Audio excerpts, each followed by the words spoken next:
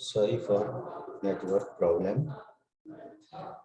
It is the wear and tear our mind and bodies experience as we attempt to cope with our continually changing environment.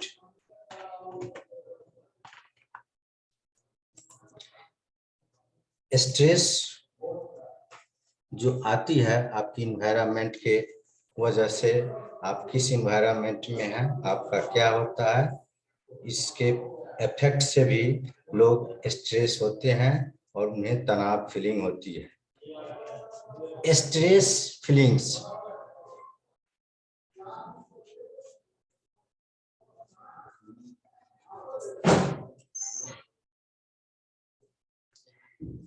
Next हम लोग आते हैं step stress feeling. Stress feeling कब होती है, उसमें आप देखेंगे कि सबसे पहले आप वरी होंगे, आपको चिंता रहेगी, परेशान रहेंगे, टेंशन रहेगा, आपको आप टेंशनाइज रहेंगे, फ्राइटेंड रहेंगे, माने आप डरे हुए सहमे हुए रहेंगे, इलेक्टेड उत्तेजित रहेंगे। देख लीजिए स्ट्रेस क्या होता है, इतना लोग उसमें उत्तेजित हो जाते हैं, इतना उसमें डर जाते हैं।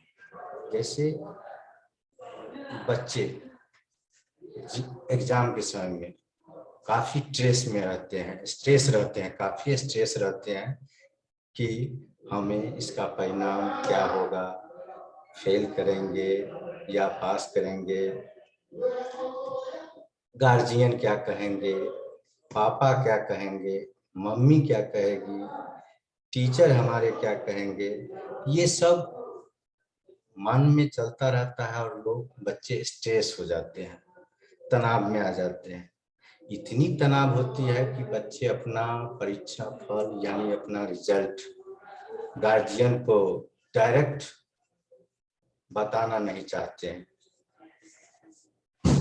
एक बार इसी पर एक कहानी के थ्रू मैं आपको क्लियर करना चाहता हूं कि ये जो परिणाम होता है इसमें कितना बच्चे स्ट्रेस होते हैं जो अपना रिजल्ट नहीं बता पाते हैं। कभी कभी सुनने को आया होगा कि रिजल्ट लोग बच्चे सुनते हैं और उसमें अगर वो डिफीट कर जाते हैं, फेल कर जाते हैं, तो वो यहाँ तक कि आत्महत्या करने पर उतर जाते हैं। तो इसी को लेके एक बार की बात है कि किसी विलेज में, हर विलेज में 5-7 बच्चे हर साल मैट्रिक की एग्जाम में अपीयर होते हैं और उसका रिजल्ट आता है। तो यही बात एक बार की बात है कि एक गांव का रिजल्ट मैट्रिक में आया, तो बच्चे गए अपना रिजल्ट देखने के लिए। देख के आए तो उनके पापा जब शाम में ऑफिस वर्क करके जब लौटे तो उनसे पूछे कि बताओ कि तुम्हारा रिजल्ट कैसा है। गार्जियन को इतना प्रेशर नहीं देना चाहिए रिजल्ट में, वहां पर जो भी आवे उसको प्रोत्साहन करना चाहिए, लेकिन जब गार्जियन पूछे तो बच्चे देखिए यहाँ पर कितना स्ट्रेस है कि सही से वो जवाब भी नहीं दे रहे हैं। वो उनसे पूछा गया कि आपका रिजल्ट क्या हुआ बताओ, तो वो कहे कि हमारे जो रमेश अंकल है उनके जो बेटे थे वो फेल कर गए। फिर उनसे पूछा कि आप अपना रिजल्ट तुम्हारा बताओ कि क्या हुआ है, तो कहा कि राम स्वरूप जी का जो लड़का था वो भी फेल कर गया। फिर कहा कि आप अपना रिजल्ट तो तुम बताओ कि तुम्हारा क्या हुआ, तो वो कहते हैं कि राम प्रसाद जी का जो लड़का था वो भी फेल कर गया। इसी तरह उनको 4-5 बच्चे के गार्जियन के नाम के थ्रू वो बताए कि वो फेल कर गए। लास्ट में जब उसके गार्जियन ज्यादा स्ट्रेस हो गए, गुस्सा में आए, तब पूछे अरे तुम अपना रिजल्ट न बताओ कि तुम्हें क्या हुआ। तब उन्होंने कहता है कि पापा मैं भी इसी समाज में हूँ। आप देख लीजिए, अभी भी रिजल्ट हुआ बताया नहीं, कहा मैं भी इसी समाज में, मतलब इस समाज में अभी जितने बच्चे फेल किए थे मैं भी उसी के साथ हूँ। तब जाके अपना रिजल्ट बताया। तो ये होता है उत्तेजित, इतना उत्तेजित हो गए और वह स्ट्रेस हो गए। दूसरा होता है डिप्रेशन, आप उदास हो जाइएगा, आप एंगर हो जाएगा, क्रोधित हो जाइएगा, और ये सब आपके स्ट्रेस का कारण बन सकता है। उसके बाद अब हम लोग आते हैं टाइप्स ऑफ स्ट्रेस। इसमें सबसे पहले चैलेंजेस इन कॉलेज लाइफ। ये स्ट्रेस मैनेजमेंट इस पर ज्यादा डिस्कस होती है कि ये जो बच्चे होते हैं कॉलेज लाइफ में, ये काफी स्ट्रेस होते हैं। स्ट्रेस का मतलब ये बहुत तनाव में रहते हैं, क्योंकि पहली बार ये अपने घर से थोड़ा दूर कॉलेज पढ़ने के लिए जाते हैं। वहाँ का एनवायरनमेंट उनका चेंज होता है, वहाँ का वातावरण उनका चेंज हो जाता है। एक्स्ट्रा उनके पास पाठ्यचर्या यानी पुस्तक का बोझ हो जाता है, जिसके कारण वो काफी स्ट्रेस होते हैं। उसमें है the best year of your life, expectation हो जाता है, even positive change in stressful, greater academic demand बढ़ जाता है, उनकी जो है पाठ्यचर्या में ज्यादा पढ़ना पड़ता है, ये सब बढ़ जाता है। अनस्ट्रक्चर्ड टाइम का वहाँ पर वो काफी बढ़ जाता है, मैनेजमेंट नहीं होता है। इससे पहले वे जो पढ़े थे उस टाइम से अधिक उनको अब टाइम देना होगा पढ़ाई पर, इसलिए वो रूटीन नहीं बना पाते हैं और अपने को स्ट्रेस फीलिंग करते हैं, तनाव महसूस करते हैं। Being on your on in a new environment, नया वातावरण मिलता है। अभी वो पहले गांव में थे, वहां पढ़े, उस सोसाइटी में रहे, अब वो शहर गए, वहां पढ़ने के लिए गए, वहां उन्हें अलग इन्वायरमेंट मिला, अलग वातावरण मिला, उसमें वे एडजस्ट करेंगे। उनमें उनको स्ट्रेस फीलिंग होती है, यानी उनको तनाव महसूस होता है। चेंजिंग रिलेशंस विथ फैमिली, परिवार से भी उनकी फैमिली में चेंजिंग उनको नजर आता है, क्योंकि वे इससे पहले वो घर पर थे, वहां से पढ़ रहे थे, उनको भोजन मम्मी के द्वारा बन के तैयार होके मिलता था। अब क्या है कि उनको खुद भोजन बनाना पड़ता हो, वहाँ रह के पढ़ना पड़ रहा है, वहाँ अपनी कपड़ा की सफाई स्वयं करनी होती है, टोटल जिम्मेवारी वो खुद अपने पर ले रहे हैं। तब क्या होता है कि वहां पर भी उनको ये फीलिंग होता है, स्ट्रेस फीलिंग होने लगता है। वहां पर भी वो इस तरह विभिन्न प्रकार के उनको चेंजिंग रिलेशनशिप विथ फैमिली से हो गया, बैलेंसिंग एकेडमिक हो गया, एक्स्ट्रा करिकुलम हो गया। अब नेक्स्ट हम लोग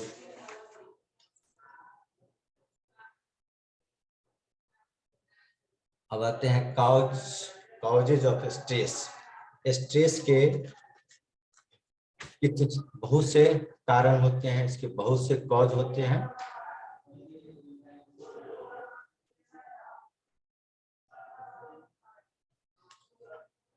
कॉजेज ऑफ स्ट्रेस, स्ट्रेस के बहुत से कारण हैं। इंटरनल कॉजेज होता है और एक्सटर्नल कॉजेज होता है। इंटरनल कॉजेज में आते हैं life style choices, negative self talk, mind traps, personality traits. ये सब क्या है कि ये इंटरनल कॉजेज हैं जो आपको आएगा। इसमें देखिए सबसे ये जो है लाइफ स्टाइल चॉइस क्या हो, वो अपनी लाइफ में नया विकल्प चुनते हैं। वहां पर उनको आप नया विकल्प चुनने के लिए अब क्या होगा कि जो वो चूज करेंगे, जो गोल वो सेट करेंगे, उनको क्या कामयाबी मिलेगी नहीं मिलेगी, ये सब स्ट्रेस का कारण होता है। ये निगेटिव सेल्फ टॉक ये तो बहुत ही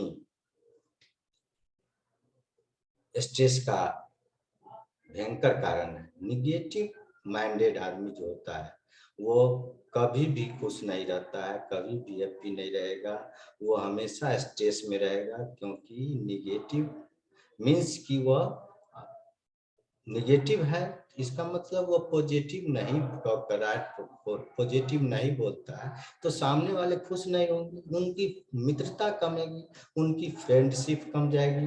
वो जब फ्रेंडशिप कम जाएगी तो उनका हैंड कम जाएगा, यानी वो अकेला पड़ जाएंगे। तो क्या होगा, उनकी वर्क जो होगा सक्सेस नहीं होगा, जो भी काम करेंगे अनसक्सेस हो जाएंगे, सहयोग नहीं मिलेगा। क्योंकि सहयोग ही सबसे बड़ा कारण था, और सहयोग पॉजिटिव माइंडेड वाले आदमी को अधिक मिलता है निगेटिव माइंडेड से। इसलिए ऑलवेज पॉजिटिव रहेगा। निगेटिव सेल्फ टॉक जो होता है, सेल्फ टॉक होता है, ये बहुत ही स्ट्रेस का बहुत बड़ा कॉज होता है, कारण होता है। यहाँ पर आप हमेशा निगेटिव को छोड़ देना चाहिए, पॉजिटिव लेके चलना चाहिए। ये पर्सनालिटी ट्रेट्स जो है ये व्यक्तिगत गुण, यह भी आपको बहुत ज्यादा मायने रखता है। क्योंकि व्यक्तिगत गुण, आप मिलनसार होते हैं तब आपके साथ बहुत सा फ्रेंड होते हैं, बहुत आदमी होते हैं, आपके बहुत से फ्रेंड होंगे, आपको विषम की स्थिति में आपके साथ रहेंगे, वहां पर आपका बोझ हल्का हो जाएगा। तो ये सब क्या होता है मिलनसार। मान लीजिए कि आप मिलनसार आदमी हैं, देखिएगा कुछ लोग, किसी पिता को देखिए जो अपनी लड़की की शादी में इतना स्ट्रेस रहते हैं कि उनको कुछ पता ही नहीं चलता, यहाँ तक कि वो अपनी खाना भी भूल जाते हैं। लेकिन इसी में जो पॉजिटिव माइंडेड होते हैं वो सब अपने वर्क को डिस्ट्रीब्यूट कर देते हैं। बाराती का मेंटेन कौन करेगा, हाँ, उसमें लड़की के देख रेख कौन करेगा, मेकअप कौन करेगा, बाराती के भोजन की व्यवस्था कौन कराएगा, उसको कौन देख रेख करेगा, टेंट की व्यवस्था कौन करेगा। यानी ये पार्ट को, कहने का मतलब कि वो पार्ट को डिस्ट्रीब्यूट कर देते हैं और विभिन्न हैंड में डाल देते हैं, जिसके कारण सभी लोग को आसान हो जाता है और इजी वे में स्मूथली काम हो जाता है। वही बात होती है। तो यही इसका मतलब है कि आपको मिलनसार होना होगा, आपको सोशल बनना होगा, आपको पॉजिटिव माइंडेड रहना होगा। इसके बाद एक्सटर्नल कॉजेज में आता है फिजिकल इन्वायरमेंट, सोशल इंटरेक्शन, सामाजिक संपर्क आपका होनी चाहिए। सोशल इंस्ट्रक्शन का मतलब हो गया, इंटरेक्शन का मतलब हो गया आपको सामाजिक संपर्क होना चाहिए, आपको समाज में मिलजुल के रहना चाहिए, आपके समाज में पकड़ होनी चाहिए, आपकी बात लोग माने। वो कब होगा, जब आप पॉजिटिव सेंस लेके चलिएगा, आप भी दूसरे का सहयोग कीजिएगा, तब आपको भी लोग सहयोग करेंगे।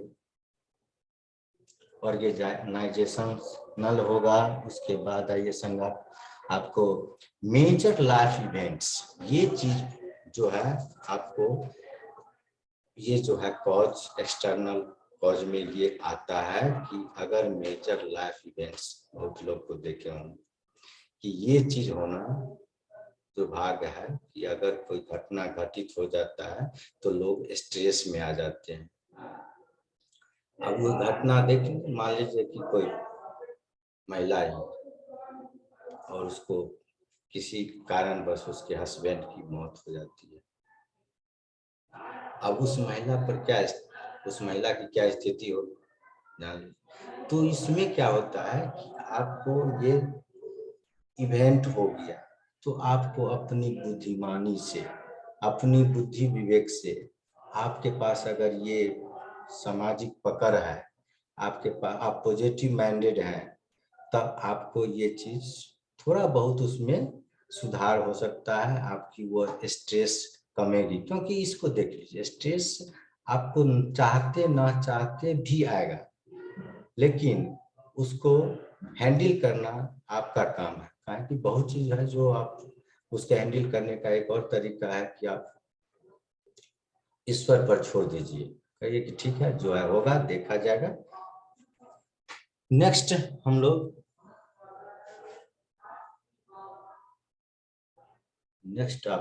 हम लोग आते हैं types of stress. Types of stress में देखिए, पॉजिटिव स्ट्रेस भी होता है और निगेटिव स्ट्रेस भी आता है। ये सब आपको, जैसे stress can have a positive effect, spurring motivation and awareness, providing the stimulation to cope with challenging situations। इसमें क्या है कि आपको सिचुएशन तो आएगी, आपको लोग उकसाएगा, कहीं कहीं सुने होंगे कि ये पॉजिटिव स्ट्रेस लोग देते हैं। अगर आपको जरूरत नहीं है और किसी ने कहा कि आप कार खरीद लीजिए, आप कार खरीदिएगा तो आपका वैल्यू बढ़ जाएगा, आपका स्टैंडर्ड ऑफ लिविंग बढ़ जाएगा। अगर आपको वो उकसाया, स्पूरिंग का मतलब होता है उकसाना। आपको अगर उकसा दिया, आपने उसको कर्ज लेके खरीद लिए कार, अब क्या होगा आपकी इनकम उसके लायक है नहीं, आपने दूसरे के कहने के बाद आपने कार खरीद लिया। अब उसमें आप उसका मेंटेन कीजिएगा कि उस जो जिससे लिए कर्ज उसको सधाइएगा कि फैमिली चलाइएगा। तो क्या हुआ, यहाँ क्या हुआ कि आपका स्ट्रेस इंक्रीज कर गया, तनाव आपका बढ़ गया। नेक्स्ट आता है, it provides the sense of urgency and alertness needed for survival when confronting threatening situations।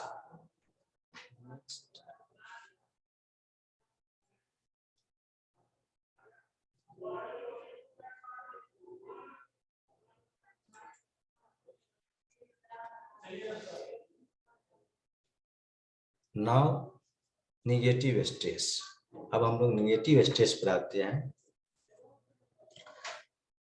Contributory factor in minor conditions such as headache,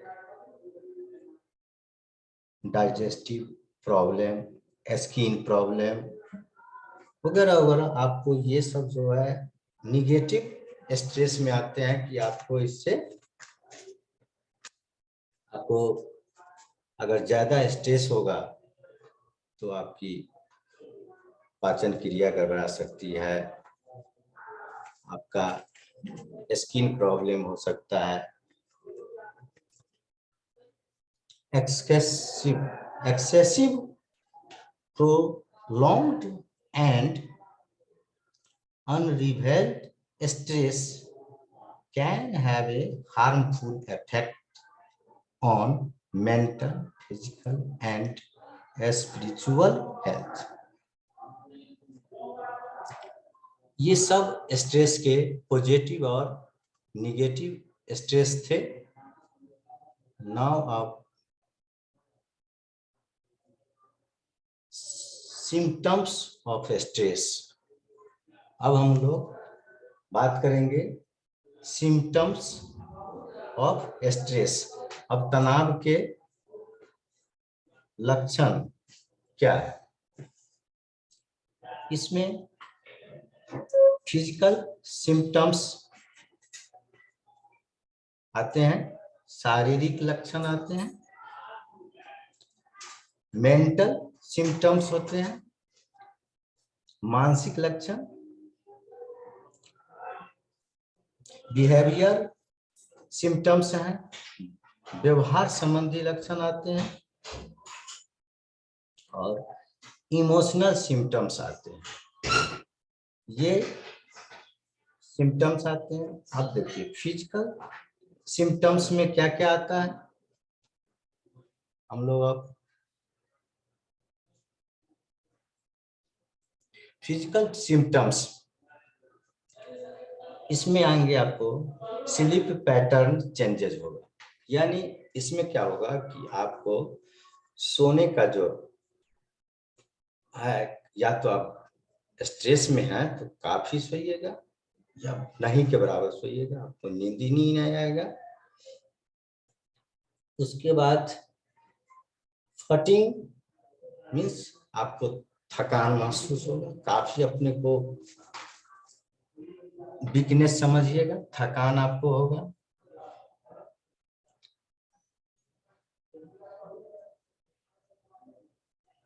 उसके बाद डाइजेशन चेंजिंग होगा, आपको डाइजेशन चेंजिंग मतलब पाचन शक्ति में कमी आ जाएगा, आप कुछ खाइएगा तो पचेगा नहीं। हेडेक तो है ही, आपको सर दर्द होगा ही। एक्स एंड पेन्स आपको ये भी आएंगे। इन्फेक्शन से होगा, संक्रमण रोग से भी आप ग्रसित हो सकते हैं वगैरह, ये फिजिकल सिम्टम्स में आ गए। नेक्स्ट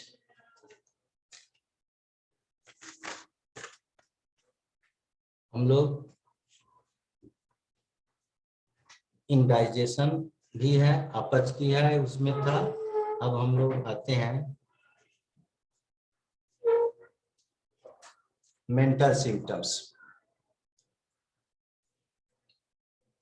मेंटल सिम्टम्स में लैक ऑफ कंसंट्रेशन होगा, माने आपकी यहाँ पर एकाग्रता जो है वह कंसंट्रेशन में कमी आ जाएगी, आपको विचलित हमेशा रहिएगा। एक काम ठीक से करने जाइएगा तो उसको अधकचू कीजिएगा, फिर उस पूरा नहीं होगा, फिर दूसरे काम पर आप लग जाएगा, उस काम को भी आप पूरा नहीं कीजिएगा। इस तरह आपको लैक ऑफ कंसंट्रेशन हो जाएगी, आपकी कमी हो जाएगी, आप एकाग्र नहीं रहिएगा, आपका ब्रेन एक स्थिर नहीं रहेगा। आप ये सब मेंटल सिम्टम्स में आता है। नेक्स्ट टॉपिक है, नेक्स्ट है मेमोरी लैप्स, याददाश्त की कमी हो जाएगी। आप कहीं जा रहे हैं, कोई काम से आप जाइएगा, वहां से उस काम को बिना किए वापस आ जाएगा, क्योंकि आपका मेमोरी लैप्स कर रहा है, वो स्ट्रेस के कारण होता है। ये सब स्ट्रेस का ही कॉज होता है कि कोई काम करने गए, आप उस चीज को भूल गए, आपको कोई सीरियस काम दिया गया था वो करने के लिए, वो आप उसको भूल गए, आप तो स्ट्रेस में आए ही और दूसरे को भी स्ट्रेस दे देते हैं। डिफिकल्टी इन मेकिंग डिसीजन, आप कोई डिसीजन नहीं ले सकते, आपको डिसीजन लेने में प्रॉब्लम होगी, यस नो में पड़े रहेगा कि क्या करें, यस करें नहीं नो करें, ये सब आपको डिसीजन नहीं ले पाइएगा, डिफिकल्टी होगा आपको डिसीजन लेने में। ये सब मेंटल सिम्टम्स है स्ट्रेस का। नेक्स्ट आता है कंफ्यूजन, आप कंफ्यूज होइएगा, उलझन में पड़ जाइएगा, कंफ्यूज हो जाइएगा, क्या करें क्या नहीं, आपको कहा जाएगा आपसे होगा कि नहीं होगा, न यस बोल पाइएगा सही से, न नो कहिएगा, और ये कंफ्यूजन में। उसके बाद नेक्स्ट आता है डिसओरिएंटेशन, ये भटकाव है, आप इधर से उधर भटकतिएगा। इसमें क्या होता है कि आप 10 कदम आगे जाएगा, फिर 10 कदम पीछे आइएगा। ये सब आपकी ये प्रॉब्लम होगी, मेंटल स्ट्रेस में आता है ये सब सिम्टम्स। उसके बाद आपको पैनिक अटैक, ये पैनिक अटैक क्या है, यह भी एक रोग है, ये डिजीज है एक, जो स्ट्रेस के बाद आती है। इसमें क्या होता है कि पेशेंट जो है एकाएक अचानक भयग्रस्त होता है, एकाएक वह डर जाएगा।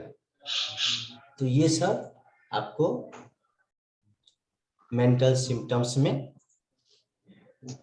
आते हैं।